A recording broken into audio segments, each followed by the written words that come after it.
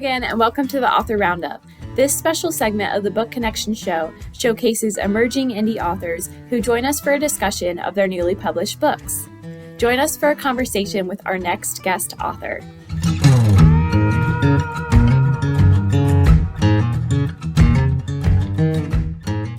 Hello, everyone, and welcome back to another episode of Author Roundup. I'm your host, Emma, and I have a lovely author with me today to discuss her book, Love Ever After. But first, I just want to give a little introduction. Nelda is a retired elementary school teacher. She has taught music, kindergarten, sixth grade math, and music appreciation and music for elementary teachers in college. She is now living in a retirement community in Tennessee, but was born and raised in Western Oklahoma. Nelda, how are you this morning? I am very well this morning. Thank you. Good. Yeah, thank you for joining us today. I'm very excited to learn more about you and your book and your writing experience. Can you tell us a little bit about your latest published book, Love Ever After?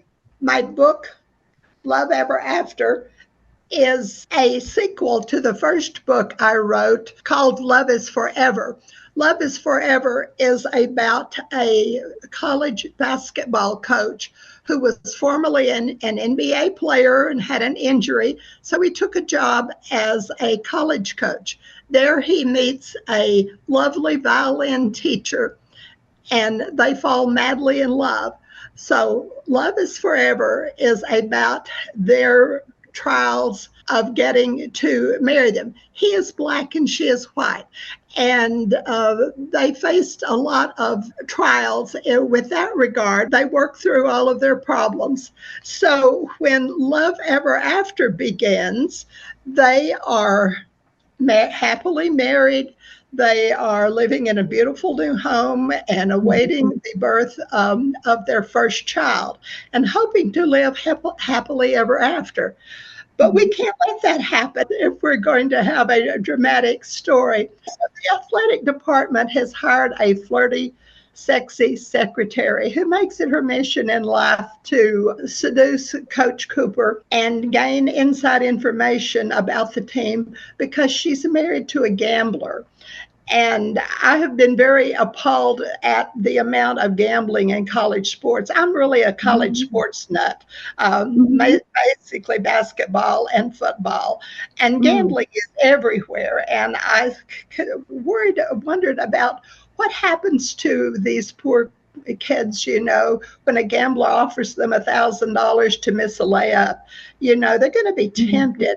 So at any rate, Love Ever After is about Coach Cooper planning to live happily after, but in a blink of an eye, he finds that he is fighting for his job.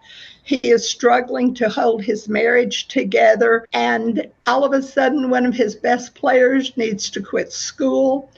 And he and his wife want to help them. That's basically the gist of my book, Love Ever After. They go through many, many trials and resolving all of their problems, but Coach Cooper comes up with a solution that will help everybody. And in the end of the book, it turns out to be a very, very beneficial solution. I won't tell you what the solution is.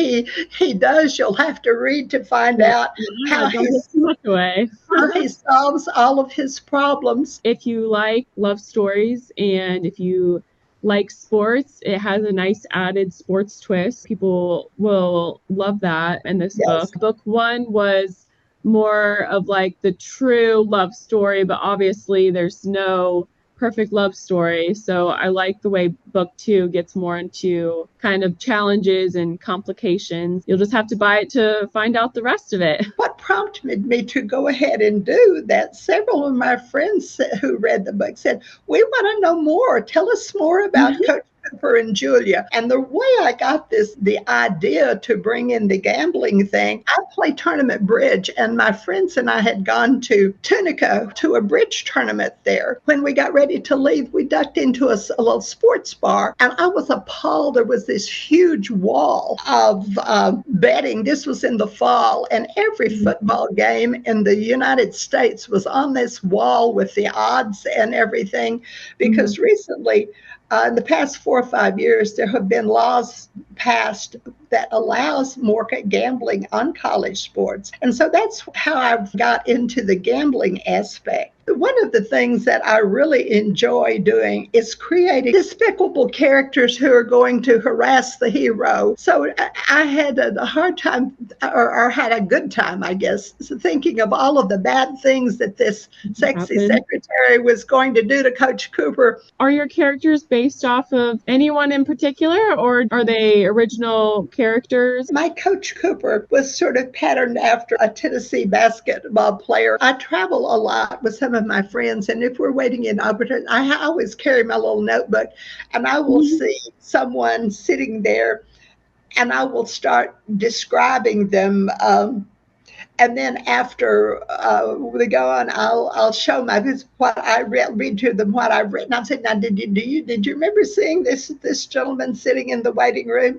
And sometimes I'd say, yes, yeah, I saw him. And then sometimes I'd say, no, I didn't see him at all. But anyway, that's something that I do with my characters. Yeah, I like that. Can you tell us a little bit about yourself? I was born and raised on a cattle ranch in western Oklahoma. I went to Oklahoma State University, and I met an engineer there. And he took a job when he graduated in Tullahoma, Tennessee, at an Air Force testing station. I really didn't start writing much until he passed away about 20 years ago. I have 2 children, 5 grandchildren, and 8 great-grandchildren. Wow. So now I basically work on my writing. I am music director for my church, but I used to write little stories when I taught kindergarten, and I used to write an article for our newspaper about what people can do to prepare their children for school, like for kindergarten. I am now living in a retirement community. I love it. I had a big house with lawns to mow and everything. Wow, work, yeah. So I have plenty of time to write now, and I have another book about half done. I come from a long family of storytellers. My grandparents would always, in a quiet moments or something, they would say, when we came to this country, we did thus and so. But they came to western Oklahoma when there was nothing there, just prairie. My nephew still runs the family farm that they were settled on when they came to Oklahoma in 1892. And so I have a book. In fact, I have a couple of books that I have planned out. If I live long enough to write all of these books, I have a couple more about things that went on in western Oklahoma in pioneer days. I love that. My grandmother, who lived to be 102, was 7 years old when they came. When they left East Texas and traveled 400 miles in a covered wagon. They made 10 miles a day, and it took them 40 days to travel. Do you like writing these historical, storytelling stories, or do you like writing more love stories? Well, I've thought about that. I started writing because I wanted to write a book about my grandmother's things, and I really don't remember how I got off into writing this love story. I don't remember how I got the idea. I doubt I ever write another love story series. I really want to focus more now on middle grade books. I had one lady whose daughter was, I think, 12, 13. Anyway, she said, I want to read something real. I'm tired of all of this science fiction stuff what I want to read. And so she read my book and really enjoyed it. I had another friend who had read Love Ever After, Mm-hmm. and she had read Love is Forever, and then she had started Love Ever After, and she said, I had told her that I had a book 3 that was coming out, and she said, well, I had planned to read Love Ever After very slowly so Mm-hmm. that I would finish it about the time you got the other one done. But she said Oh, when I got started reading, I couldn't put it down. stop. Yeah, that's a good sign. That's a really nice compliment to have about that you're Right, I writing thought so so. good. Yeah. So she said, well, hurry up and get to writing and finish book 3. I want to know what happens next. So, A lot of pressure. It's pressure. right. How long did it take you to complete Love Ever After? About a year, because I stopped it. I had started, my daddy was a real cowboy several years ago. Mm-hmm.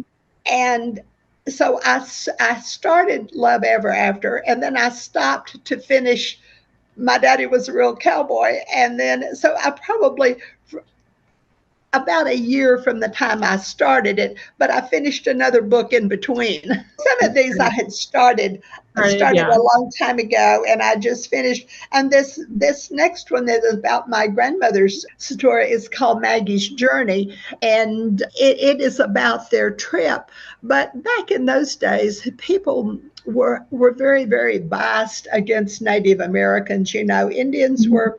Um, Indians were lazy. Indians were, second-class citizens, etc.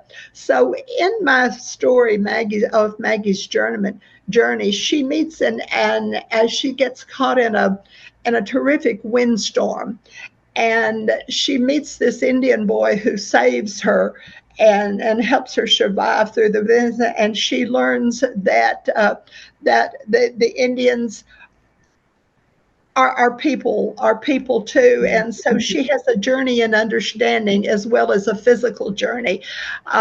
So that's coming up in my Mm-hmm. Maggie's Journey book, which I hope to finish.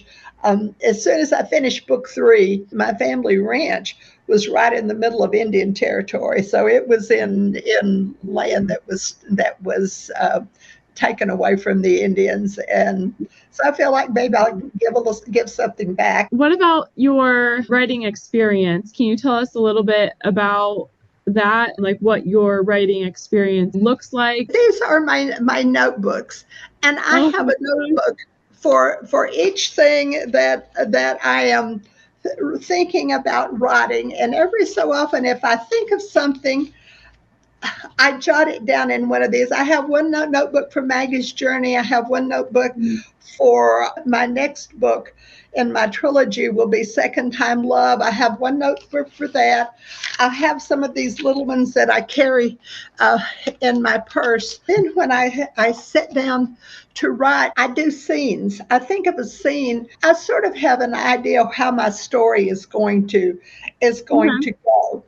Mm-hmm. And if I think of a scene, sometimes I'm right now in the thing I'm writing on, I'm kind of stuck on how I'm going to handle a certain event. Mm-hmm. But I'm still writing, so I will go down the road and think, well, here is a scene that will incorporate later Mm-hmm. on. Mm-hmm. So and eventually I kind of get it all together and write sequential, but I don't always write sequentially. Right. In fact, my book that I'm working on now, I could write the last chapter right now because I know how it's going. But every so often, my characters just develop a mind of their own, Yeah. and they don't. You know, and they go off in a different direction than I had Than planned. you originally thought. Yeah. Yes, they Mm-hmm. sometimes my characters just really take off. Mm-hmm. So at any rate, that's kind of how I write. I try to. I usually start out, but sometimes I write scenes before I ever start the book, Mm-hmm. and then Got to get those out because you're really sure about those particular a lot parts. of times I think, this is strange, but sometimes if I'll wake up at night Mm-hmm. and I'll be thinking about a certain character, and I think about how I'm going to describe that character and how I want them to look. I'll get up and get my notebook and write a lot. Sometimes Lucy will wake up at night and think, "Mom, go to bed." Like, why are you up right now? I'm Yeah, tired. like you're disturbing me. She's laying over under my computer right now. So, anyway, that's kind of Sometimes you how. have to get it out. Sometimes you got to write stuff down or you'll forget it, especially That's when you're right. like That's how sleeping. I but that's sort of how my writing goes. And then after I get it Yeah. all together, then I go back and read it over three or four times. The editors at iUniverse have been very, very helpful, at pointing Oh, out good. things that I need to change and Mhm. go back. And I know I was really sick of Love Ever After by the time I got finished it, because I kept rereading it. I read it about five Yeah. times. But Yeah. The then, editing process can be a little tedious, a little long sometimes. right. But any rate, it works out, and I appreciate all the help and suggestions that they give. Sometimes I don't agree with them, but most of the time I see the wisdom of their suggestions. Yeah. What would you say was the most difficult part of your writing process? In Love Ever After, the most difficult thing to do was because was a sequel. You know, Mhm. you want it to be a standalone book, but you don't want to retell the first story too. So, Right. so trying to pick out what I needed to tell Mhm. in the second book was probably the most difficult thing. Ooh, I yeah. tried. I tried to limit it so that I had just enough information so that they would know, so that my reader would know uh, where this came from. But at the Mhm. same time, I don't want to redo the whole story. I read a book not too long ago that was one of a series, Mhm. and the first two chapters had been Right. just repeated, just word for word out of the first book or out of the previous Right. book. It's like I've already read this. Yeah. Yeah, I've read this once. So anyway, Mhm. that was something. And so now I'm working on book three, and so I'm still mindful of the same thing. Right. Tell enough to get a little of the background, but don't tell Mhm. the whole story. Right. And you can kind of work it in as you go along. Mhm. Um, you know, Mhm. like um, she remembered the doctor who had helped her, and she tells a little bit about that. So without going and rehashing the whole thing. Right. Oh, that's interesting. I've never really thought about that as far as like sequel writings and what authors have to think about. Not only the book that they're writing, but yeah, the previous book and be like, oh, well, did Mhm. I go through that? Will the reader know what I'm talking about? Yes, So yes. it's interesting. That's good advice too for anyone that's writing sequels. If you're a writer or author out there, do you have any other advice for writers working on his or her first book? Well, if you are a new writer, you have got to learn about point of view. Okay. That was something. I mean, when I first started that first book, I was head hopping all over everywhere. I was in this one's mind and this one, and then if my editors so graciously pointed out, that you've got to stay in a point of view. In my book that I'm working on now, I have a very limited number of points of view. Only about four people are going to be. Will I know what they are thinking and doing? And So it's possible to do that. I think it helps. I read a book recently of one of my friends' sisters had written, and heavens to Betsy, there was about 10 different characters and points of view, and you were Mhm. always running around. Yeah. My advice would be limit your points of view. Mhm. I really have more points of view in Love Is Ever After than I really had planned to, but I felt like it was necessary, and it's not confusing. Um, Yeah. I, the reader is always going to know who is who. You know, Right. sometimes you come across a name and you think, well, now who was this? And so anyway, That's good advice. I'd read an awfully lot, Yeah. and there's some things that I have learned not to do Right. when I'm reading things that bother me. I'm thinking, well, Yeah. hey, I don't want to do that. Okay, so what about do you have any personal or professional goals this year? That is about all. My town has a literacy council. They will be doing a book signing for, there are several other Mm. authors around. So we'll be doing a book signing in the fall. Also, my church has what they call an arts fair.